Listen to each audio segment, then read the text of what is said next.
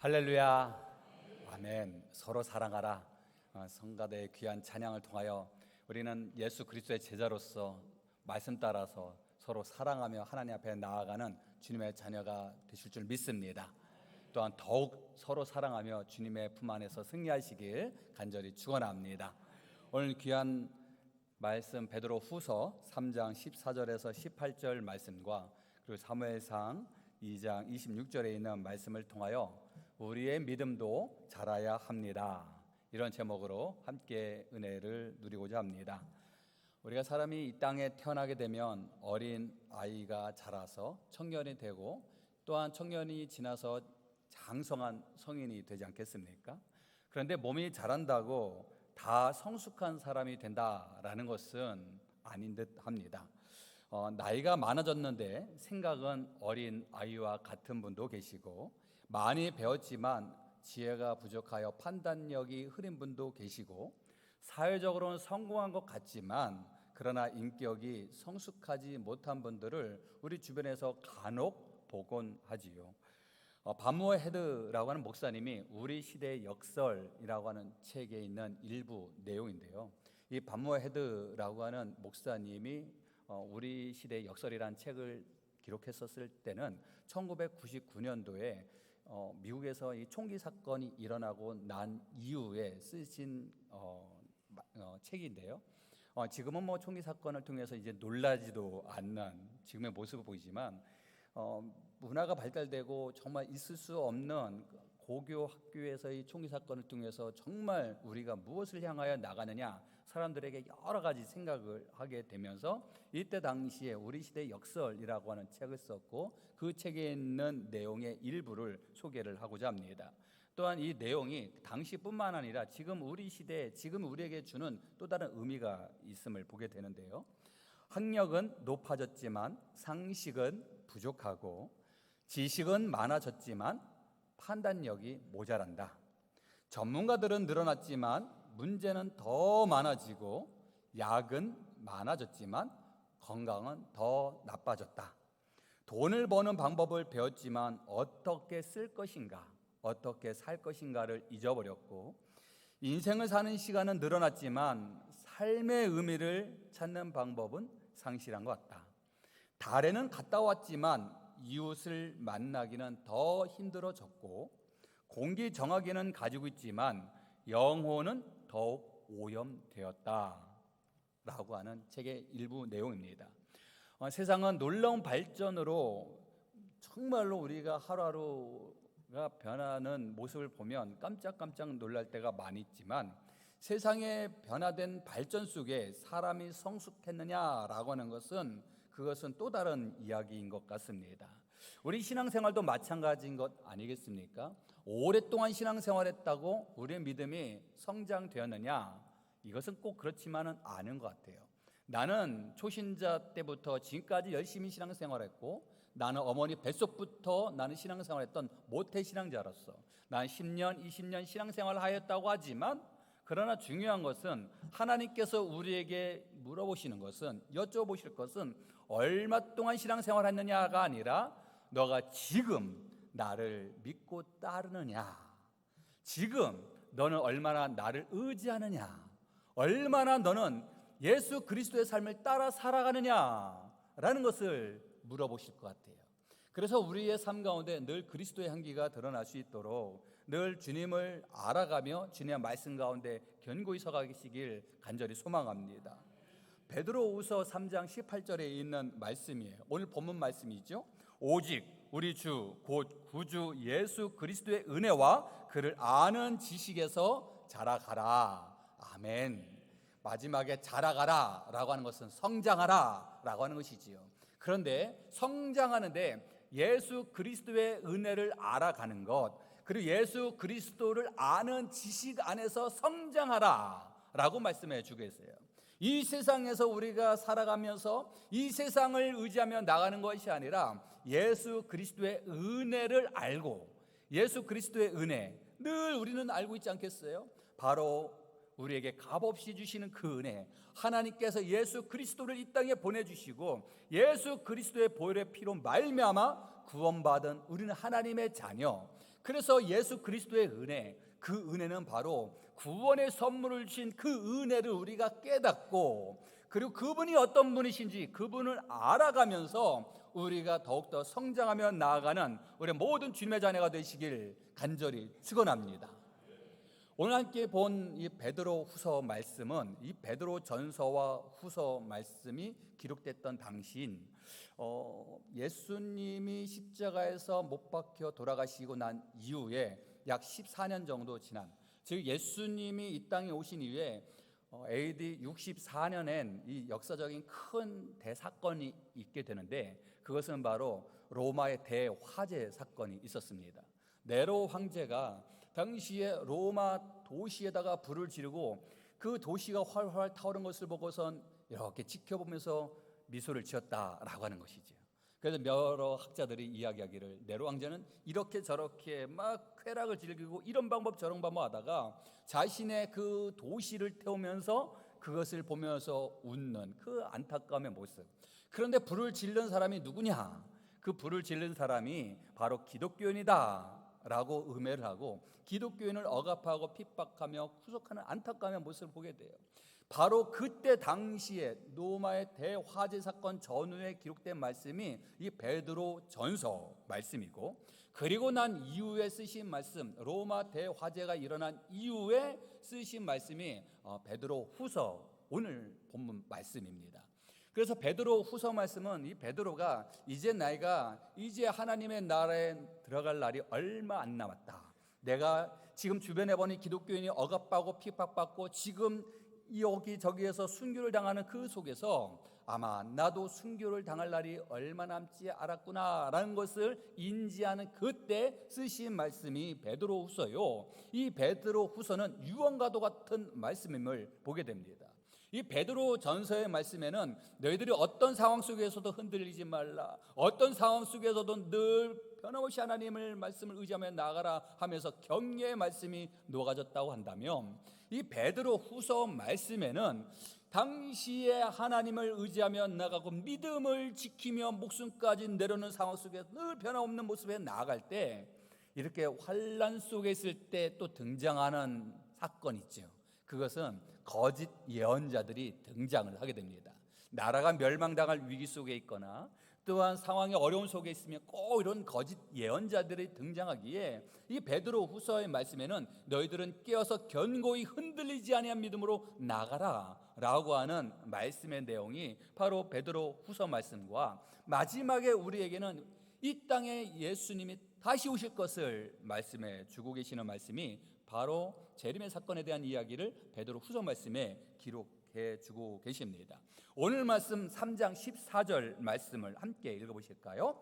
그러므로 사랑하는 자들아 너희가 이것을 바라보나니 주 앞에서 점도 없고 흠도 없이 평강 가운데서 나타나기를 힘쓰라. 아멘.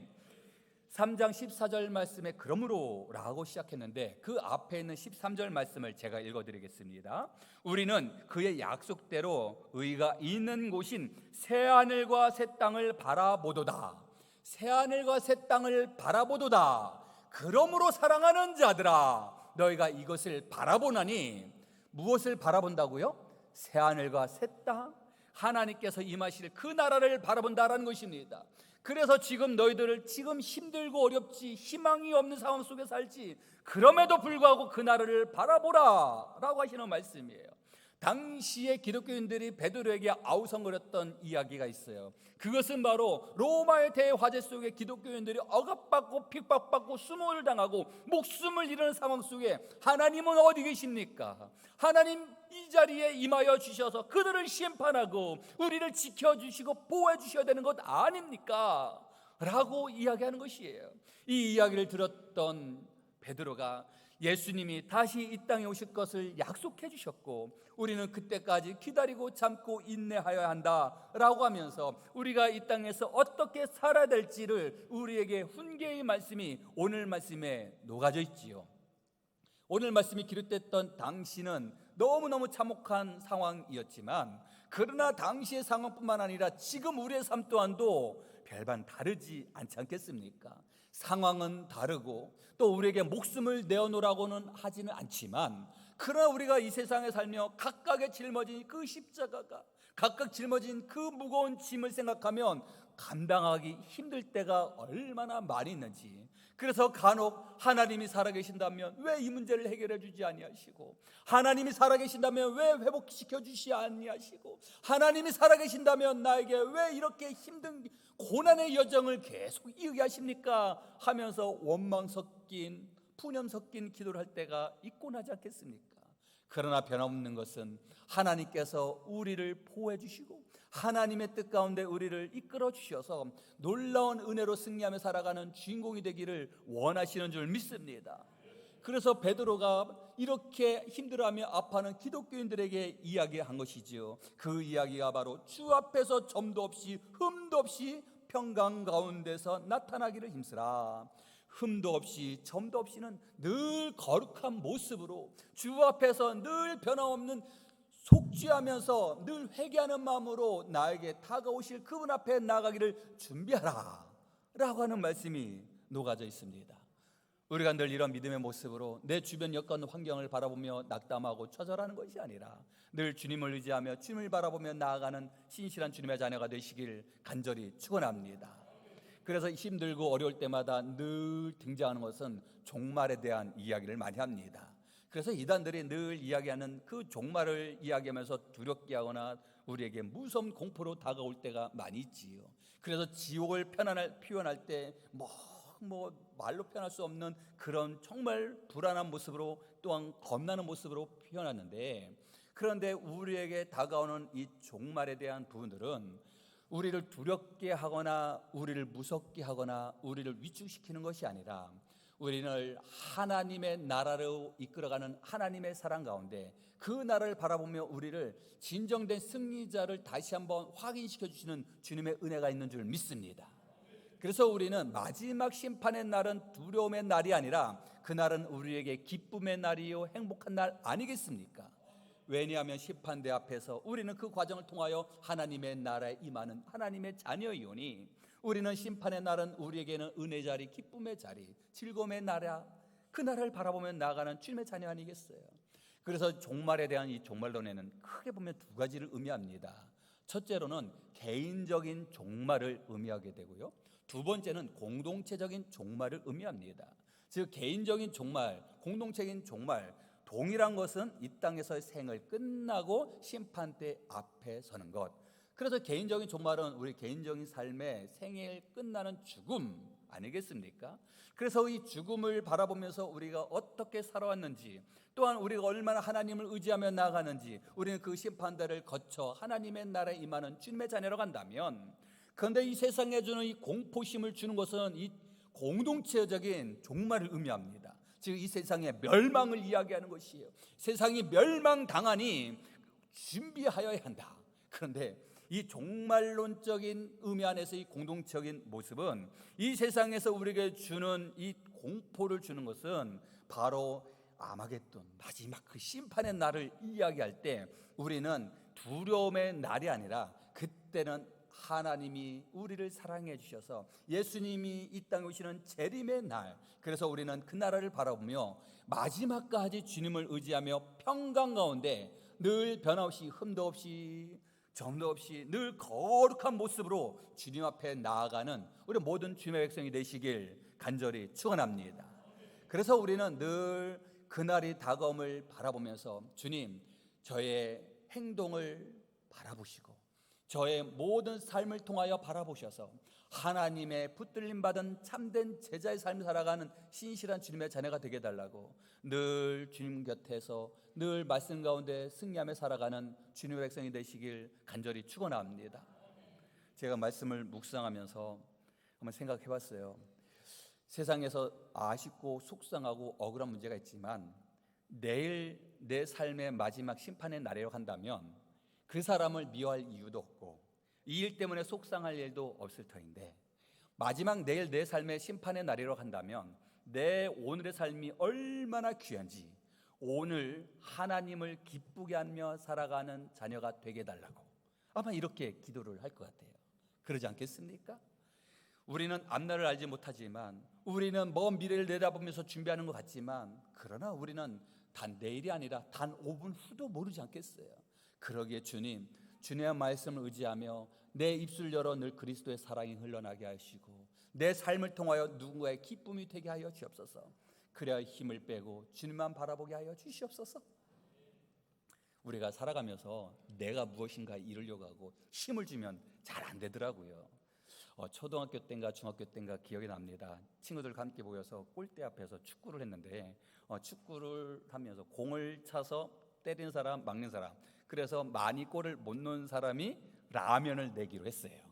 라면을 내기로 했는데 이거 계산해 보니까 처음에는 막 힘을 주어서 막 공을 쳤습니다. 그래야 못 맞고 제가 골을 넣을 줄 알고 꼭 찼는데, 그런데 저는 축구를 야구처럼 한지라 찼으면 홈런.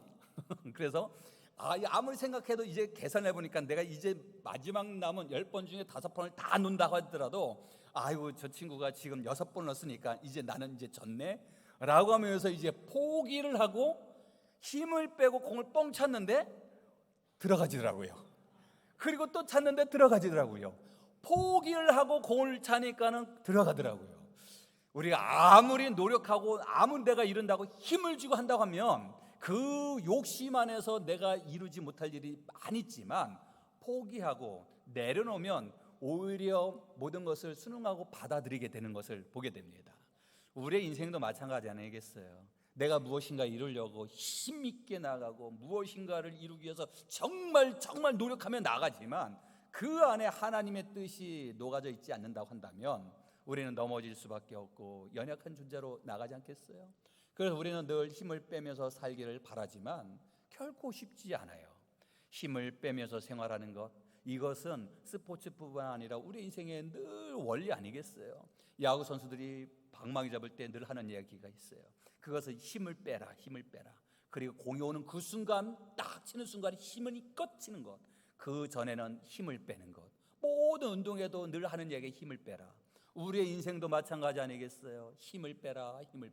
내가 힘을 뺄 때 하나님께서 임하여 하나님이 나를 이끌어 주신 줄 믿습니다.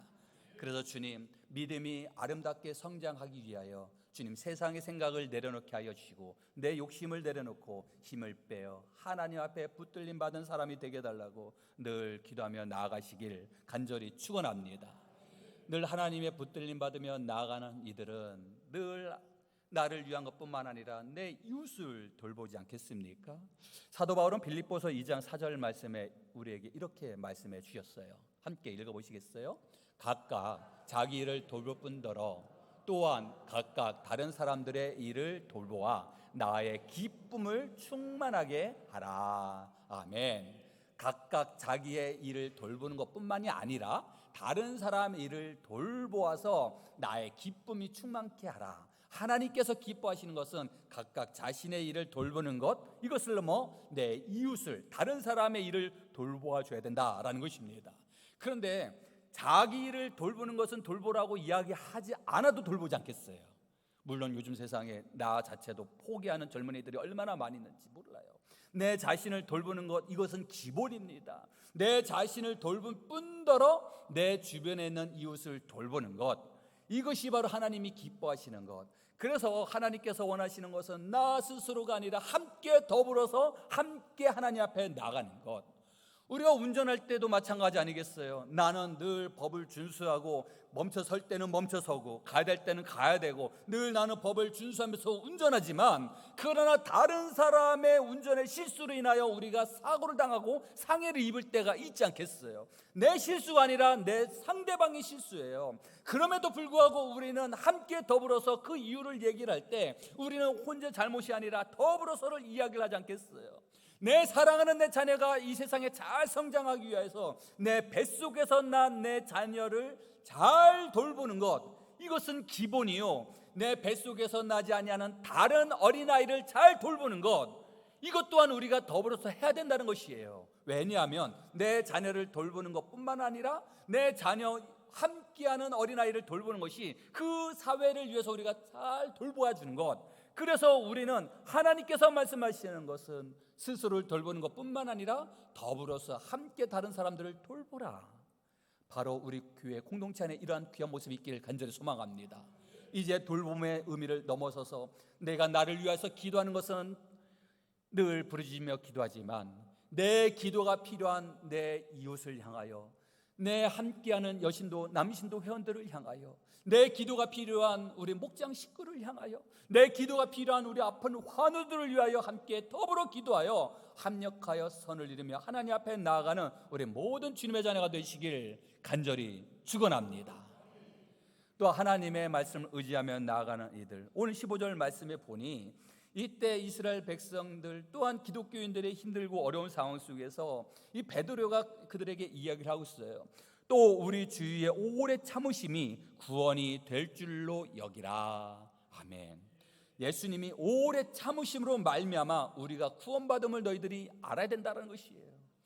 당시에 기독교인들이 저 로마에서 또한 저 말씀 따라 살아가는 그 공동체 안에서 그들이 당한 그 아픔을, 그리고 믿음 생활하는 이들의 목숨을 잃은 안타까움 속에서 그들이 아우성거리는 그 마음을 이해가 될 것 같아요. 하나님 왜 안 오세요? 저는 하나님의 말씀을 의지하며 지금까지 살았고 주님을 믿고 의지하며 나아가는데 왜 우리가 이렇게 믿음의 동역자들이 순교를 당합니까? 하나님 임하여 주옵시고 이 땅에 빨리 예수님을 보내주셔서 저 로마를 멸하여 주시고 우리를 높여 세워주시옵소서. 아니, 우리를 높여 세우는 것은 둘째요, 우리의 목숨을 지켜주시옵소서. 이런 마음으로 간절히 통곡하며 기도하지 않았겠습니까? 그러면서 하나님 어디 계시냐고, 왜 우리에게 다가오지 아니하시냐고 하면서, 왜 우리의 기도를 응답해 주시지 아니하시고, 왜 우리를 보호해 주시지 아니하시냐고 하면서 마음 아파하는 백성들을 바라보지 않겠습니까? 그러나 주님께서 말씀하시는 것은 우리 주 예수 그리스도께서 오래 참으심이 우리의 구원이 될 줄을 너희들은 알라. 우리가 지금 주님을 의지하며 예수님을 믿고 의지하며 하나님의 나라에 임하는 건 어찌 보면 내 뜻이 아니라, 내 방법이 아니라 하나님의 오묘하신 섭리 가운데 우리를 주님의 품으로 인도해 주신 줄 믿습니다. 그런데 하나님께서 마지막까지 우리를 사랑하는 마음으로 보듬어 안아주시는 것처럼 아직도 주님의 사랑을 깨닫지 못하는 이들을 바라보면서 그들을 위하여 기다리고 또 기다리시지 않겠습니까? 베드로후서 3장 9절에 있는 말씀이에요. 함께 읽어보시겠습니다. 오직 주께서는 너희를 대하여 오래 참으사 아무도 멸망하지 아니하고 다 회개하기에 이르기를 원하시느니라. 아멘. 하나님께서 원하시는 것은 무엇이냐면 아무도 멸망하지 아니하고 다 회개하기에 이르기를 원하시는 줄 믿습니다. 그래서 마지막까지 참고 기다리고 인내하시는 그분, 바로 무엇을 위해서? 한 생명 한 영혼이 더 주님 곁으로 다가오기를 위하여 기도하심을 바라보면서 주님의 뜻을 헤아리며 혹 우리의 삶 가운데 힘듦, 어려움, 고난 속에 있다 한다 할지라도 그 속에서 하나님의 뜻을 헤아리며 더욱더 겸손히 주님을 의지하며 나아가는 신실한 주님의 자녀가 되게 하여 주시고, 나를 마지막까지 참고 기다려주신 그 은혜에 감사합니다. 내 주변에 내 자녀를, 내 전도 대상자를, 내 이웃을 향하여 그들이 주님의 품으로 돌아오기까지 기다리시는 그분을 바라보며 주님, 늘 하나님의 마음을 품고 그들을 위하여 기도하는 주님의 자녀가 되게 해달라고 늘 기도하며 나아가시길 간절히 축원합니다. 믿음이 성숙하며 믿음이 자람을 통하여 하나님의 뜻을 헤아리며 우리 주변에 있는 이들을 향하여 참고 기다리며 인내하며 주님 곁으로 다가올 수 있도록 늘 기도하시는 주님의 자녀가 되시길 간절히 축원합니다. 세상이 흉흉하고 세상에 어려움이 있을 때 꼭 등장하는 거짓 예언자들이 있지요. 바로 당시에도 거짓 예언자들이 등장을 함을 통해서 많이 힘들었음을 보게 됩니다. 오늘 17절 말씀 일부인데요, 함께 읽어보시겠어요? 무법한 자들의 미혹에 이끌려 너희가 굳센 데서 떨어질까 삼가라. 아멘. 이 무법한 자, 법에서 벗어난, 즉 이 무법한 자는 율법에서 벗어난 이단들로 인하여 그들이 너희들을 미혹할까 염려가 된다라는 것입니다. 미혹에 이끌려 너희가 굳센 데서 떨어지지 않도록 조심하라는 것입니다. 영적으로 분별하라는 것입니다. 그래서 우리가 이 시대에 살며 우리에게 중요한 것은 하나님을 의지하며 하나님을 말씀 따라 살아가는 것도 너무 소중하지만 그러나 우리 주변에 영적인 분별함 없이 흔들리고 넘어지는 안타까운 이들이 얼마나 많이 있는지, 그래서 늘 우리가 기도하며 건강한 신앙생활하는 주님의 자녀가 되시길 간절히 축원합니다. 올 하반기에도 교회에서는 또 말씀 훈련의 시간을 준비를 하고 있어요. 이 말씀 훈련을 통해서 우리가 믿음의 성장을 갖는 과정을 가지려고 하는데, 교회 밖에서 성경 공부를 하면 어떻게 해야 된다? 더 열심히 해야 된다? 열심히 하는 그 중심을 알지만 목회자에게 이야기하고 내가 지금 교회 밖에서 성경 공부하는 것을 신고해야 됩니다. 왜냐하면 거짓된 교육들이 얼마나 많이 있는지, 미혹된 영혼들이 얼마나 많이 있는지, 그래서 우리는 늘 말씀이 하나가 되어 하나님 앞에 나와 늘 우리가 검증된 믿음 생활하는 주님의 자녀가 되시길 간절히 축원합니다. 저는 이래봬도 국가고시를 패스한 사람입니다. 국가고시, 이 자리에 국가고시를 패스하신 분들이 많이 보이시는데요, 제가 국가고시인 운전면허증을 획득을 했습니다. 그런데 제가 가만히 생각을 해보니까요, 이 국가고시 운전면허 시험 볼 때 공부를 안 하면 안 되겠더라고요. 그냥 한번 문제 봤더니 사지선다형 하나를 택하는데 지금도 기억이 납니다. 아마 좀 동의를 하실 것 같아요. 한 가지를 택하라라고 하는데 네 가지 중에 하나를 택하는데 두 가지는 영락없이 아웃이에요. 이거는 뭐 볼 것 없이 아웃인데 요 두 가지 중에 알쏭달쏭한 것이 있어요. 감사합니다. 동의해 주셨어요? 그래서 네 가지 중에 두 가지는 아웃인데 이 두 가지 중에 알쏭달쏭했던 것이 지금도 기억납니다. 그래서 정확하게 알지 못하면 아슬아슬하게 아쉽게 떨어질 때가 많이 있는지 몰라요.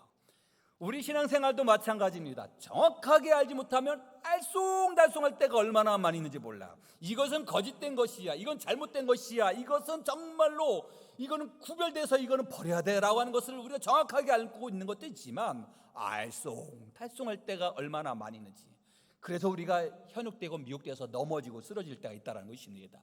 하나님의 말씀을 명확하고 정확하게 알아 늘 주님 앞에 나가길 간절히 소망합니다. 바울은 골로새서 2장 6절에서 7절 말씀에 이렇게 우리에게 말씀해 주셨어요. 그러므로 너희가 그리스도 예수를 주로 받았으니 그 안에서 행하되 그 안에 뿌리를 박으며 세움을 받아 교훈을 받은 대로 믿음에 굳게 서서 감사함을 넘치게 하라. 아멘. 너희가 예수 그리스도를 주로 받았으니 그 안에서 행하라는 것입니다. 그 안에 뿌리를 박으라는 것입니다. 그 안에서 세움을 받으라는 것입니다. 어디에 행하고 어디에 뿌리를 박고 어디에서 세움을 받냐면 예수 그리스도 안에서 우리가 거해야 된다는 것입니다. 우리의 말씀과 기도도 예수 그리스도 안에 거하기를 간절히 소망합니다.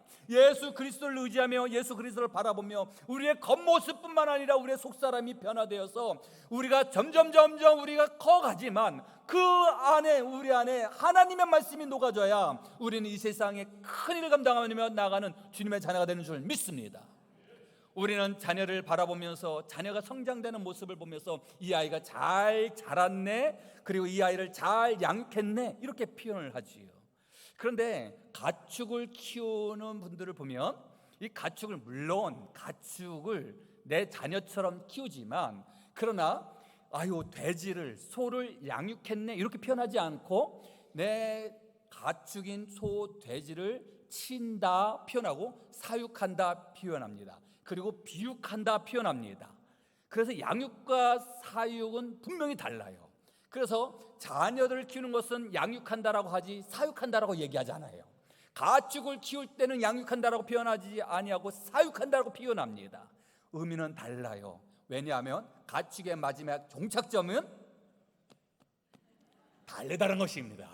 내 자녀의 종착점은 나는 못 먹고 나는 못 입고 나는 못 배웠어도 내 자녀들이 이 땅에서 잘 생활하기를 바라는, 내 모든 것을 주어도 아깝지 않는 내 자녀, 하나님께서 우리를 바라보며 이와 같은 마음으로 우리를 돌보시는 줄 믿습니다.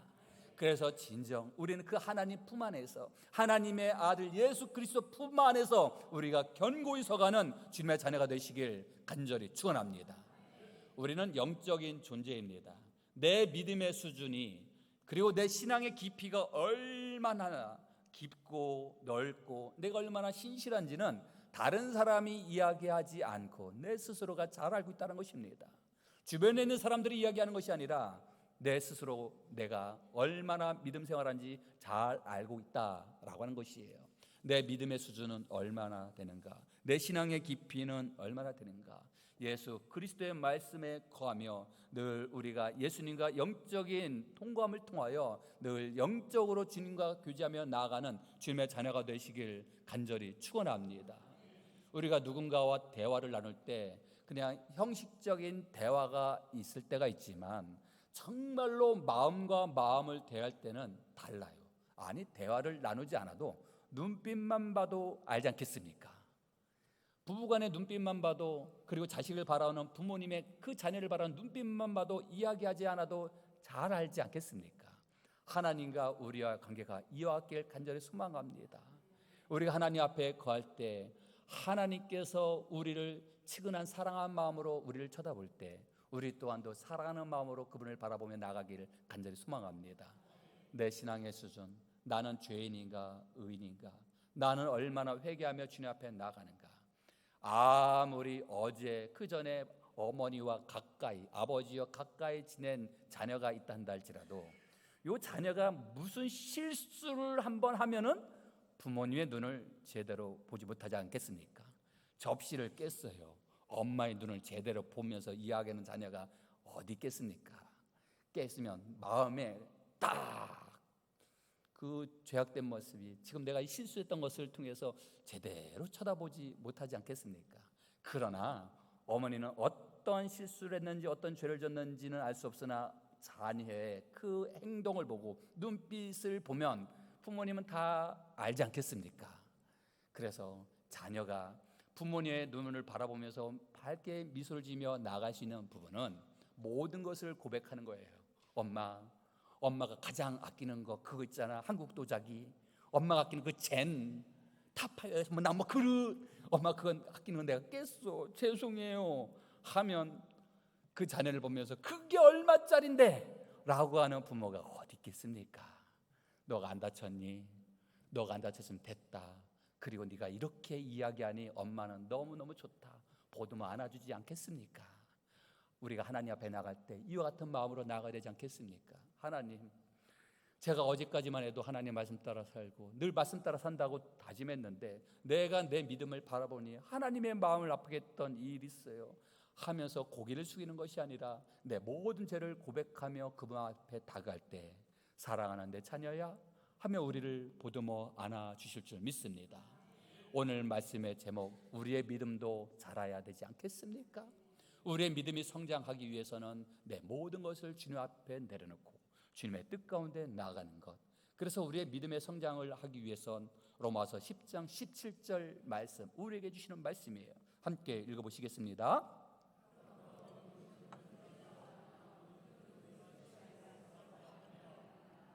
아멘. 믿음은 말씀을 통하여 자라는 줄 믿습니다.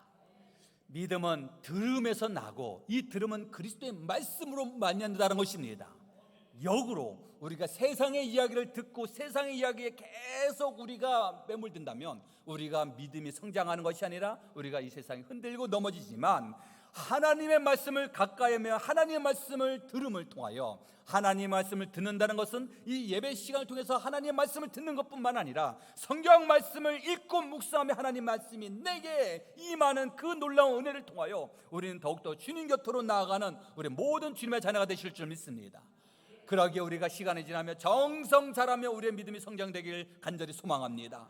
사무엘상 2장 26절 말씀, 어린 아이였던 사무엘이 성장되는 모습 함께 읽어보시겠어요? 아이 사무엘이 점점 자라매 여호와와 사람들에게 은총을 더욱 받더라. 아멘.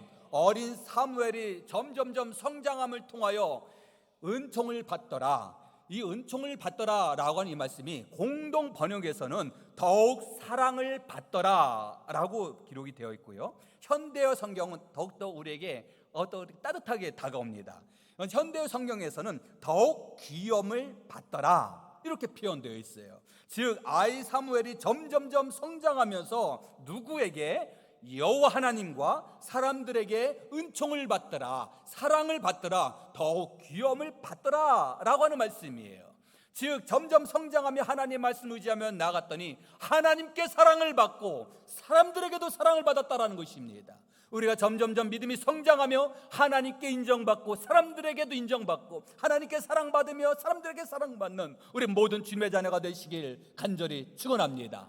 그러기 위해서 우리는 늘 변함없이 늘 그리스도의 말씀 따라가시며 성령님이여 내 안에 임하여 주셔서 늘 은혜 충만, 성령 충만, 말씀 충만케 하여 주옵시고 내 인생이 내일 종말의 인생이라고 여겨지며 오늘 하나님을 기쁘게 하며 하나님을 찬양하며 거룩한 삶을 살아가는 주님의 자녀가 되게 해달라고 오늘도 기도로 승리하며 살아가시는 우리 모든 주님의 자녀가 되시길 간절히 축원합니다. 기도하시겠습니다. 믿음이 자라는 만큼 사랑도 자라고 사랑이 자라는 만큼 예수 그리스도를 닮아가는 성숙한 믿음의 사람들이 되게 하여 주셔서 우리가 바로 그 믿음의 사람, 믿음의 백성이 되어 하나님께 더욱 가까이 나아가는 우리 모든 주님의 자녀가 되게 하여 주시옵소서. 예수 그리스도의 이름으로 기도드리옵나이다. 아멘.